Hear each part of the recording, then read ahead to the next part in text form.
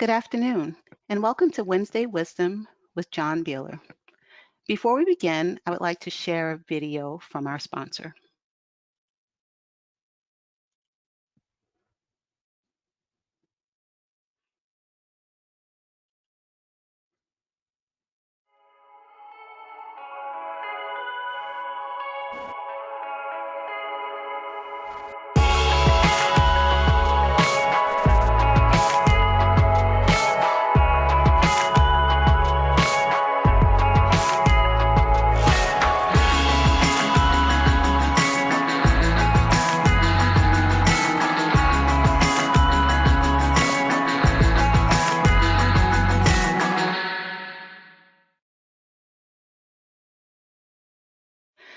Please welcome INSA Executive Vice President, John Doyen. Good afternoon. Thank you for joining us for this installment of INSA's Wednesday Wisdom. We're pleased to host one of the intelligence community's senior leaders this afternoon. Before we begin, though, let me go over a few housekeeping notes. First, we hope to make this as interactive as possible. So if you have questions, please submit them using the Q&A box that's on the right side of your screen. We have over 500 people registered for today's program, which is a lot, so we'll try to get to as many questions from as many people as possible. Second, we're pleased to welcome members of the press to the call today. So this is a reminder that today's program is on the record. And finally, I'd like to thank our sponsor, SAIC. We simply could not deliver this type of premier programming for you without the support of our partners. And I'm pleased to welcome Mr. Lou Messing, Vice President of Programs at SAIC, who will introduce our speaker. Lou, over to you. Hey, thank you, John, and thank you to INSA for hosting this program and for continuing to deliver vital thought leadership during these challenging times. The virtual format has been outstanding, and frankly, I'm not sure how we really survived without these virtual events. And INSA has really been a leader in migrating to this new world order, so thank you. SAIC is a proud supporter of INSA and has been supporting the intelligence community mission for the better part of 50 years. Most recently, a primary focus of SAIC has been on digital transformation, including cloud migration and app modernization, and in particular, and I think relevant to the discussion we're going to have today, analytic modernization.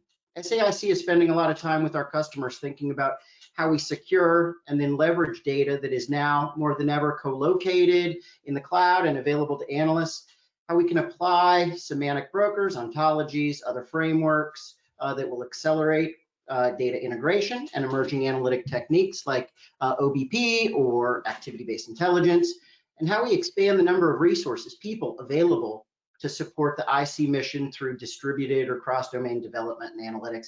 And I know that Odie and I is working on some of these things through their Right Trusted Agile Workforce and Augmenting Intelligence with Machines initiatives. And so hopefully we get some insight into where those are headed today. Now it is my privilege to introduce today's speaker. John Beieler is Director of Science and Technology at Odie and I. In this capacity, he leads community efforts in science and technology, as well as identifying opportunities for future activities to provide and maintain intelligent strategic advantage. Previously, Dr. Beieler served as a program manager at IARPA, focusing on human language technology, machine learning and forecasting, and as a research scientist at Johns Hopkins Human Language Technology Center for Excellence. Thank you, and over to you, John. Well, thank you, Lou, and thank you to SAIC for supporting this program. And John, I'd like to extend my welcome to you as well. I'm so glad that you're able to join us for a conversation this afternoon. And as the Odie and I's director for S&T, you're in a role that helps to shape research and development activities and influence investment priorities across the entire intelligence community. So we're really looking forward to hearing about what particular initiatives you have underway, and also the current priorities that are driving the IC. But first, to help frame the discussion, maybe it's best to start with looking at the big picture. And I'm interested to see, how do you see the strategic environment that we face today? Yeah, excellent. Thanks, John. And first, I want to just say thanks to INSA for hosting this event and giving me the opportunity to chat about science and technology. So I'm looking forward to the great conversation.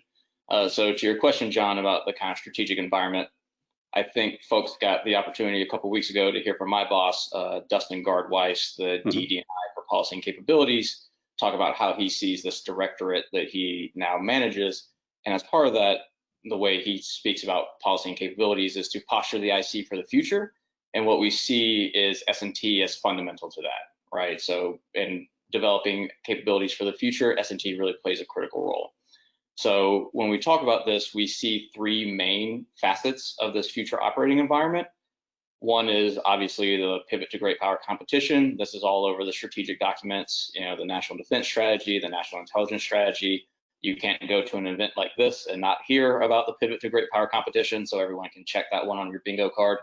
The next facet being the speed at which emerging and disruptive technologies move, right? So things no longer move on a decadal scale. Things go from initial idea to fieldable technology in 6 months rather than a year. And technology is more democratized now. So things that used to take, say, a university-sized wet lab to do a bio experiment, you can now do on a tabletop application. So things move more quickly, more democratized. And then finally, facing the kind of fact of reality, and as we are existing in this COVID-19 pandemic, a flat or constrained resource environment. So we can't basically back up a dump truck full of cash to solve any of these problems that we have.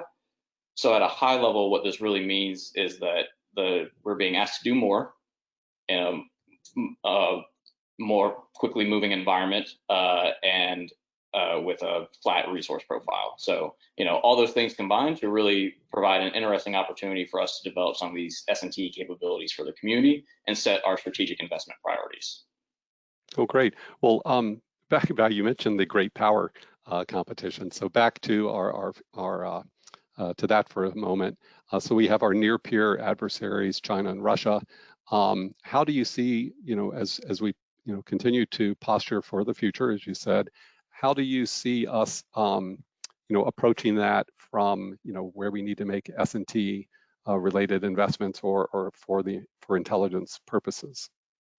Yeah, definitely. Again, this really goes back to kind of the size and scale of these challenges that we have. So the difference between a near peer adversary is obviously they're near to our capabilities. So just, you can think through and conceptualize the kinds of capabilities that we have as a nation state actor, and then figure out how we have to operate against a similar competitor, right? And this is a little bit different than something like the counterterrorism mission, where the environment and operating environment threat space is decidedly different. Not to say that the CT mission isn't challenging in and of itself, it's just that with this pivot to near peer adversaries and competitors, it's a little bit of a different flavor that we're being asked to address. So we have to, again, really focus on this speed and scale. And what I will say is that this isn't a new challenge for ICS&T. You can go back to the days of the OSS and World War II days, and science and technology innovations are really core to how we operate as a community. You can look at the SIGINT mission, the CRIP mission, and we can go on and on to go through the history of the IC. So really, again, to this point about posturing the future, it's how we do these things better, faster, on more compressed timelines, and really match the speed and scale of the challenges that we have recently. Okay. Yeah, I know, if you look at the history, there's pretty much entire focus on the Soviet threat and all the investments that were needed there. But now we have we have multiple actors. We've got, in addition to China and Russia, you also have North Korea and Iran are concerns. And then you mentioned counterterrorism. Of course, you have threat actors of many different types, terrorists included. How do you factor the multiplicity of threats? How do you look at that? Yeah, so and I think we can definitely dive into this a little bit more in a second, but it's really about how do we rack and stack the priorities that we have, because the threat landscape is obviously very, very broad. So we have to cover everything. In my office, we think about these things in terms of 19 technological domains. So everything from AI to bio to chem to precision navigation and timing to quantum. So we have a wide range of technological areas that we have to make sure that we're meeting the mission gaps and the mission capabilities that we need to have to get after those outcomes that you're speaking to in terms of great power competition and threat actors. But at the same time, not being driven by that, right? So we don't want to just fall into this kind of faster horse territory where we just double down on the applications that we already have. So part of our job at Odie and IS&T, since we're not a tactical mission agency, is to kind of have our head up and scanning the horizon to see what's coming down the pipe, to make sure that we are postured for that, for those future opportunities. Because again, we don't want to get in a case where something comes 5 years down the road and we just haven't really had that on our radar, and haven't been developing and putting in place the things that we need to answer some of those technological challenges. Okay. Well, you mentioned these, I think you said there were 19 different areas. That's a lot of areas. So how do you set your priorities? What are your top, out of those, what are your top 3 or 4 priority areas that you are looking at for, say, the next few years? Yeah, so happy to kind of dive into specific technological areas, and we can rattle those off the top of the head, but because those aren't really probably new to anyone that's sitting on this webinar today. Things like bio, things like advanced computational power, things like advanced sensing, AI and machine learning was mentioned at the intro. But you can go back into some of these strategic documents 10, 15 years, and those have been the same areas of concern. So I'm personally a little bit less interested in these high-level technological areas and more, again, about the needs that we have as a community. So, if you'll give me the opportunity, one thing that I was hoping to do today is we within Odie and IS&T have put together this process to really pull through these mission needs and then articulate them out to a broader community to include industry. So just to quickly describe that process, what we've instituted is a mechanism by which we go to our mission friends, so people like the national intelligence managers who manage either a functional or regional area, and basically ask them what kind of capability gaps do you have, what things are you not able to do that you wish you could do, and then we translate that through into a science and technology need, right? So how do we address that particular mission gap with science and technology? And then out of that comes a list of needs. Right now, there's about 200 of them organized across those 19 tech domains. And as you said, John, that's too many to address in any year or even set of years. So one new thing that we've done is figure out how to adjudicate those needs by risk criteria. And so though that risk criteria is the likelihood that that need will come to pass, and then the consequence to the mission of the IC if it does occur, how damaging will it be to our mission if we're not able to process something or we're not able to collect something. And then what that gives us is this kind of adjudicated racked and stacked list of 1 to N for these needs. And then that really lets us target in these kind of top risky areas.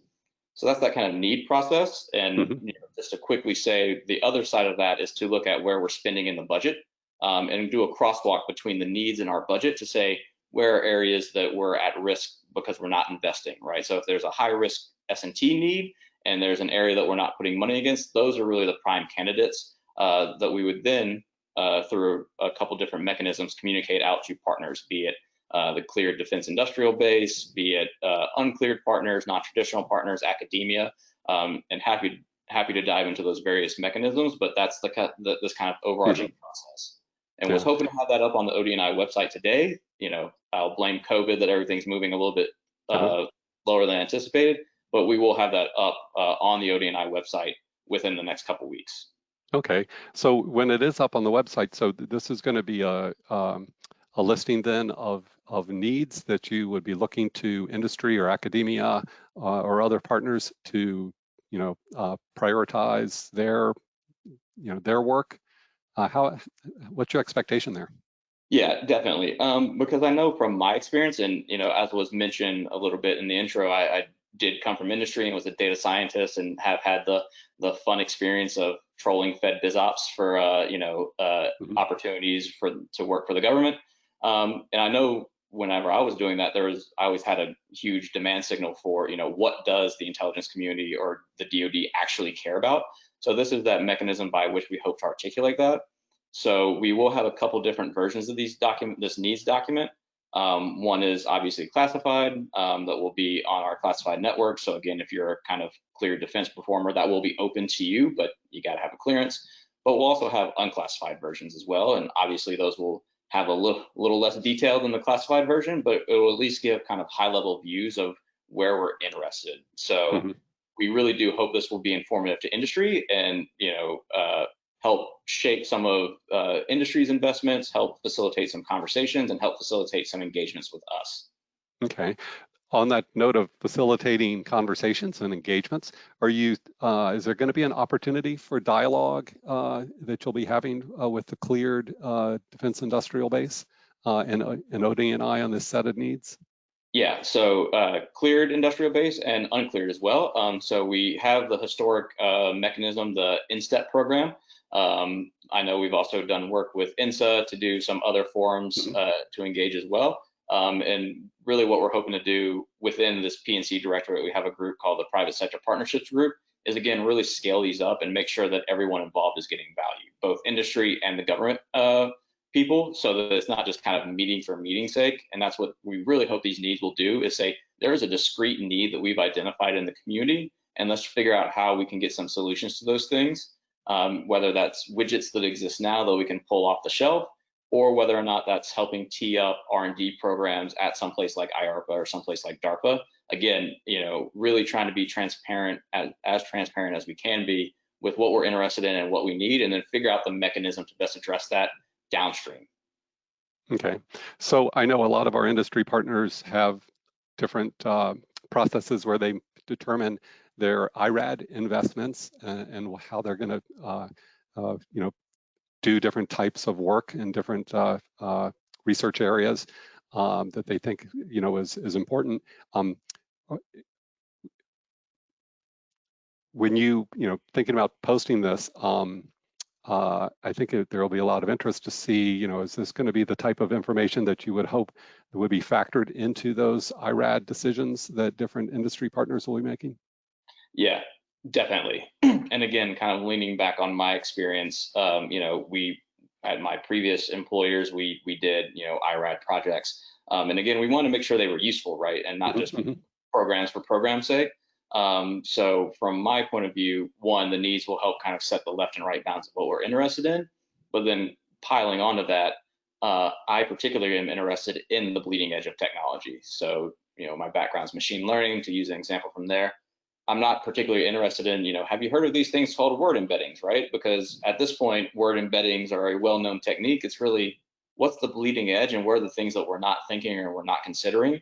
And so and for those folks that have familiarity with what our mission is and what our problems are, how do we incorporate some of these things? Because in my experience, that's often the hardest issue, is not necessarily identifying a piece of technology or a technical approach. It's figuring out how to make it fit on some of our weirder problems, because definitionally our problems are different, because that's where we focus as an intelligence community, and not on kind of the long tail of things that normal industry might focus on. So those are the kind of considerations that I'm looking at, is communicating the needs and then really focusing on the bleeding edge technological solutions to those things. Again, to these points about over the horizon and things that are coming down the pipe for future opportunities. Okay. Hey, I want to let you, we do have a question here that came in from Lewis Shepard with VMware Research, and he wants to know, where are you pleased and where do you see gaps into what the IC is doing and what the DoD is doing regarding S&T efforts? So are we acting in a whole of government manner, coordinating intelligence community plans and for S&T with the Department of Defense? Yeah, so with our Department of Defense colleagues, I think we have really great relationships, both with R&E, within research and engineering within the Pentagon, with ANS, and obviously with the service research labs and so on and so forth.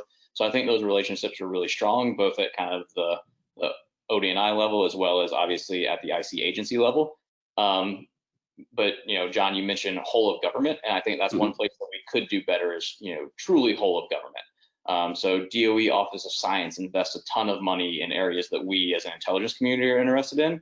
I feel like we're not as well lashed up there as we could be. The National Science Foundation invests billions of dollars every year in basic fundamental research, and I know they're always hungry for hard problems, and we're always hungry for enhanced R&D developments. So really, that's one of the focus areas that we have. And again, using this, I know I'm piling a lot on this needs document, so hopefully it blows everyone away whenever you see it. But again, this mechanism by which we can go to DOE, we can go to NSF and say, here's what we really are concerned with. how can we work together to solve some of these problems? So that's the true whole of government is where I think we could do some work, and that might be a pipe dream of mine. But within the national security complex, I think we're pretty strong. It's again, speed, scale to match these challenges that we outlined at the jump. The great power competition, the speed, and the constrained resource environment. I'm smiling because, of course, this website will solve all the problems of the world Exactly. for us. Yeah.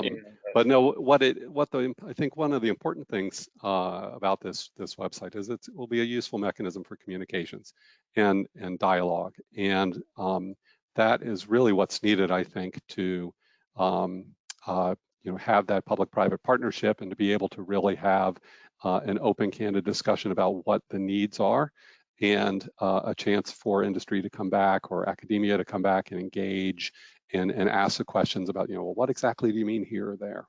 So, hey, we've been getting a lot of questions in, and you mentioned machine learning a moment ago, so I'll start with some of the questions related to that topic. And of course, we know Odie and I, a number of years ago, launched the AIM effort, Augmenting Intelligence with Machines.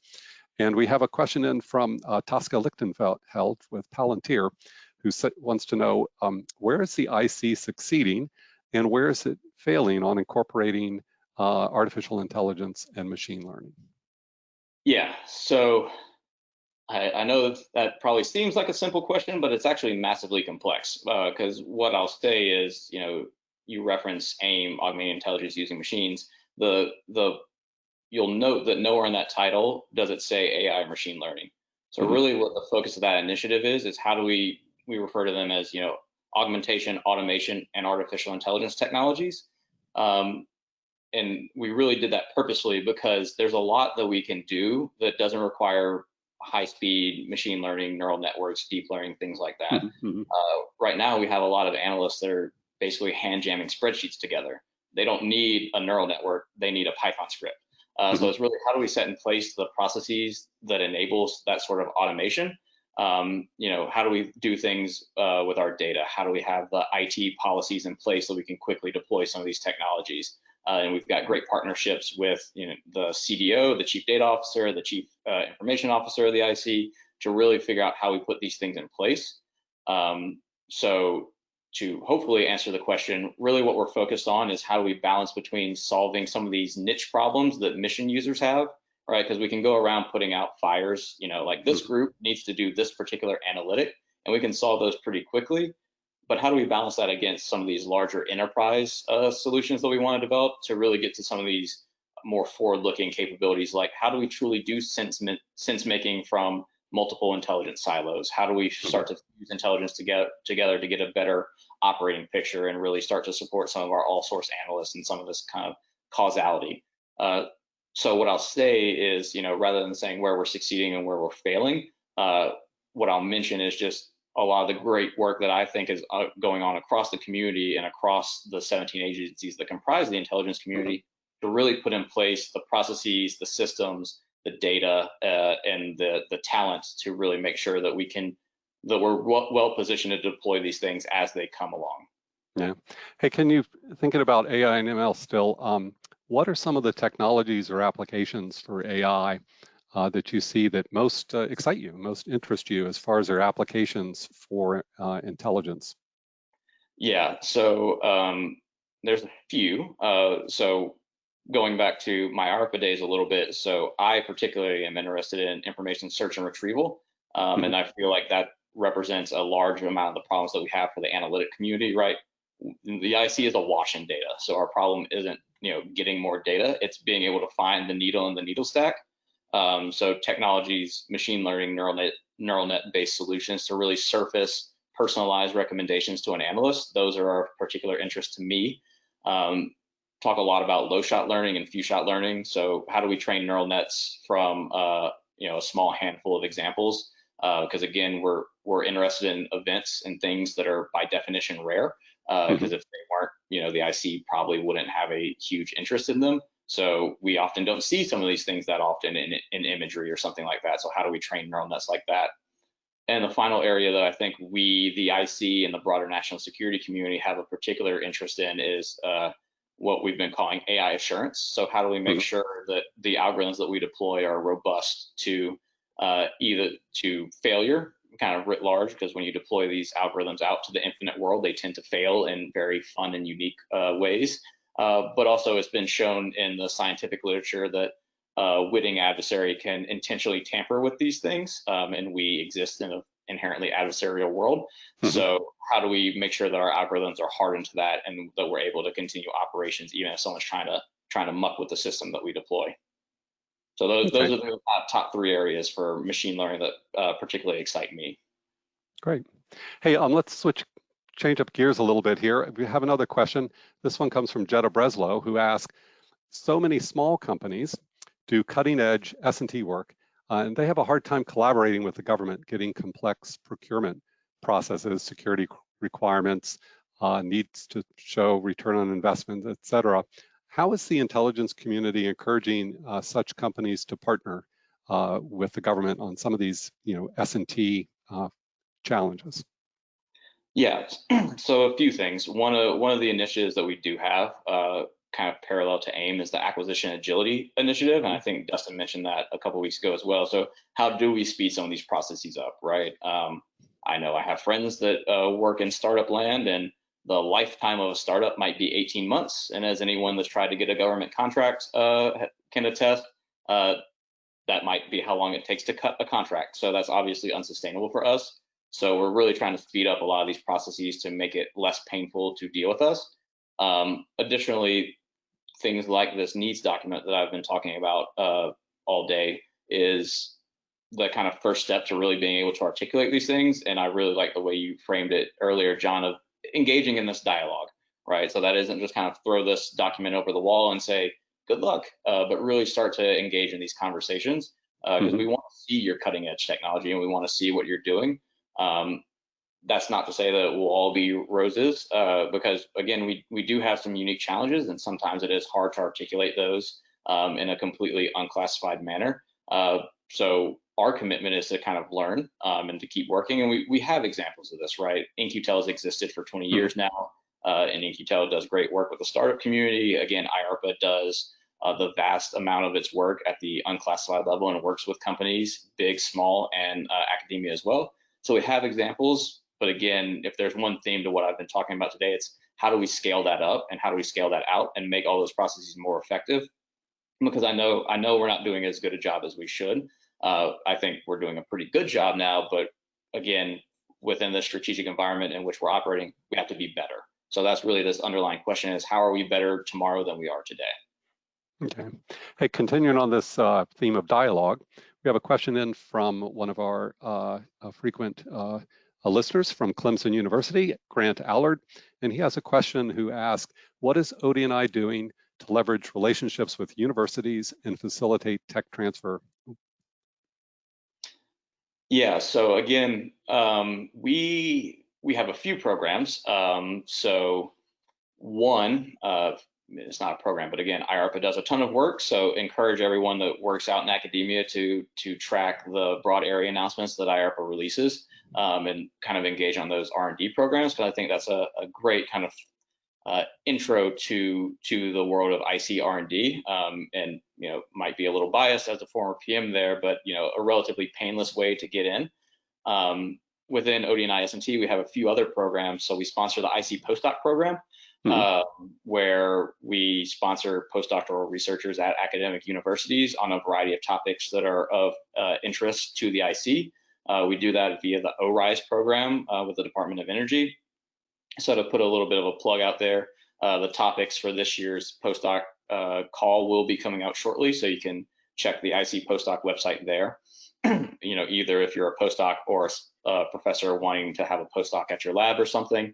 As part of that, we host the IC Academic Research Symposium, which is broadly open, where we try to showcase the work that the IC is doing with academia, and there's a ton that goes on there. So again, sounding like a broken record here, we do a ton of work with academia. Really, my focus is how do we kind of focus this, and again, tap into other places like the National Science Foundation that funds, I think, nearly solely basic research within academia, and really figure out how to pull those basic R&D advances through to the IC, because they already have a large funding stream to do these engagements with academia. It's really about how do we plug in around the edges to make sure some of our unique questions might be being addressed. Okay. Hey, I have another question here on a different subject. It's from Charles Robinson at IBM, and he has a quantum computing question. And he asks, is quantum computing a priority for the intelligence community, S&T community? And if so, who is the lead organization? Yeah, definitely.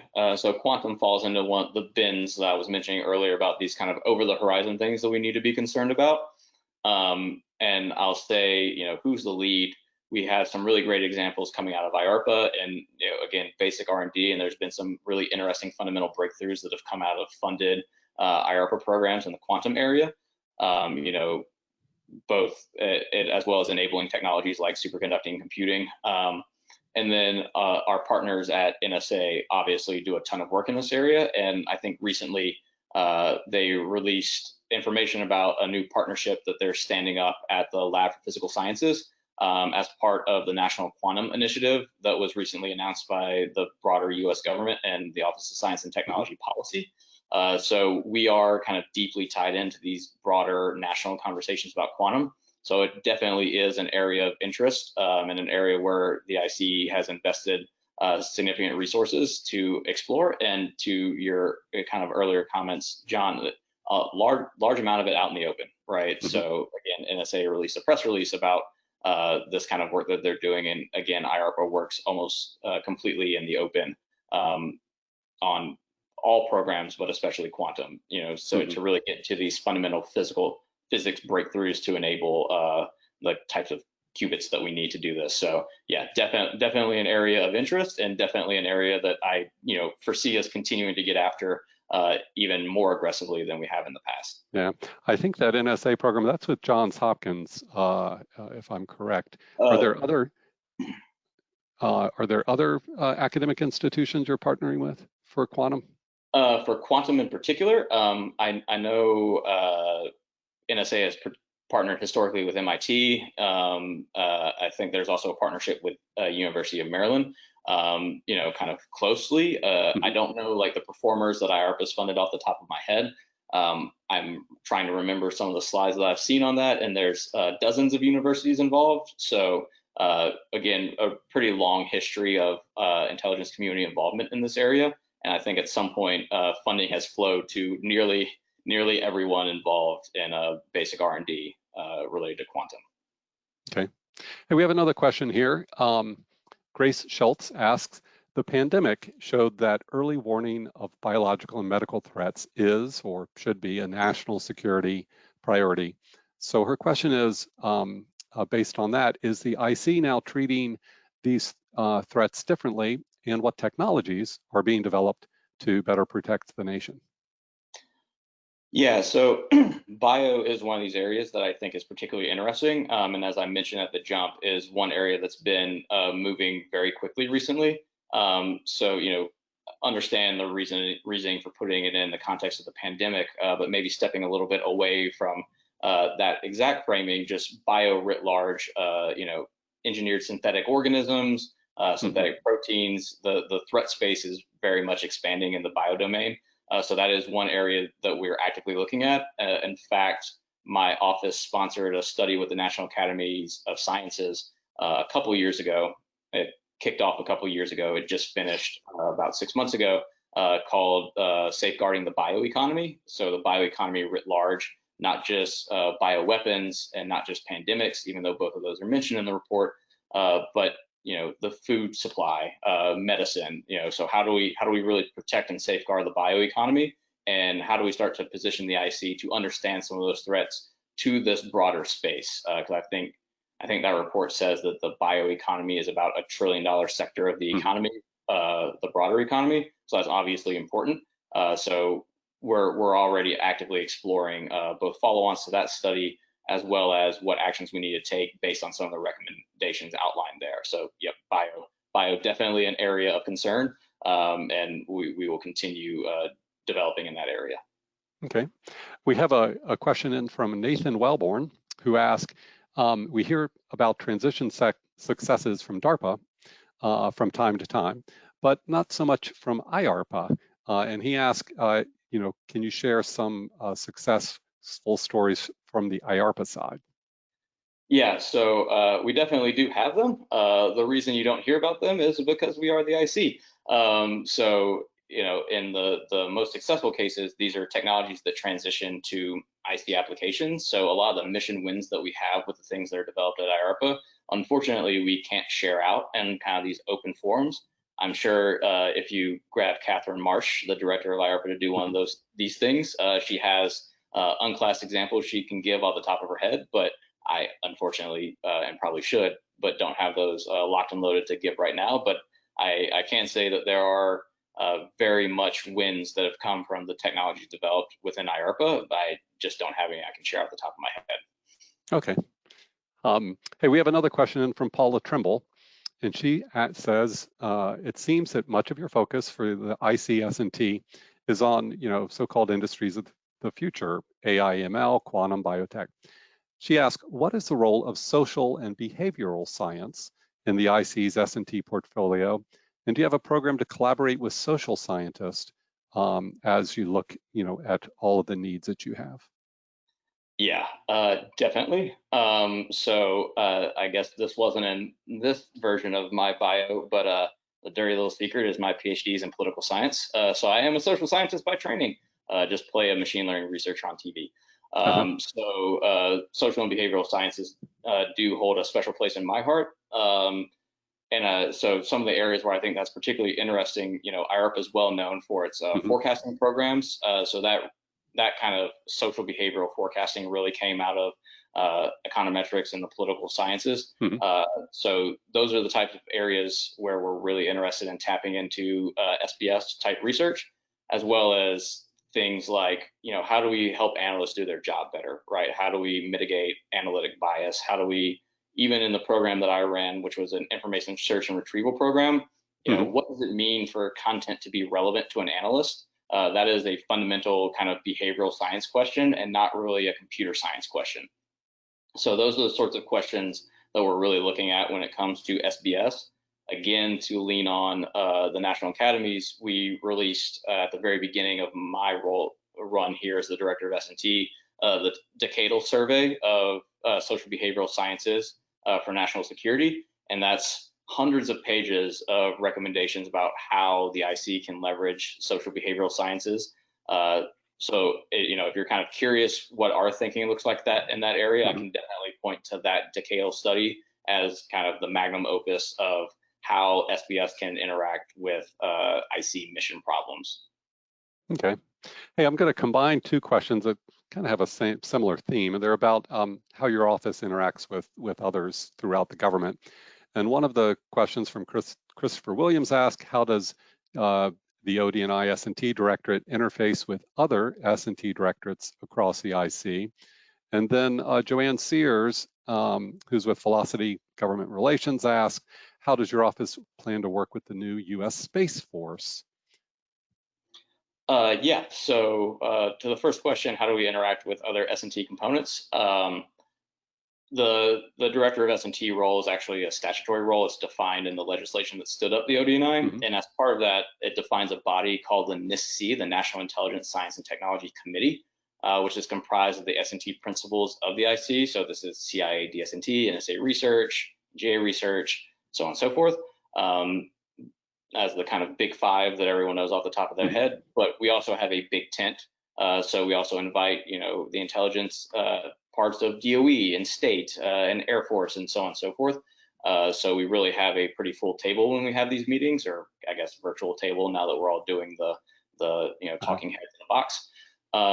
So that's really the mechanism by which we interact with the community. And the point of that committee is to really, once we have this kind of set of needs, we develop that in concert with the NISC. But then whenever we're trying to figure out how to actually close some of these gaps that we've identified and surface new investments, that's run through that NISC body to really make sure that if we're investing in something, it satisfies the needs of the whole community and not just one particular agency. because that is the kind of fundamental role of the ODNI, is to integrate and lead the intelligence community.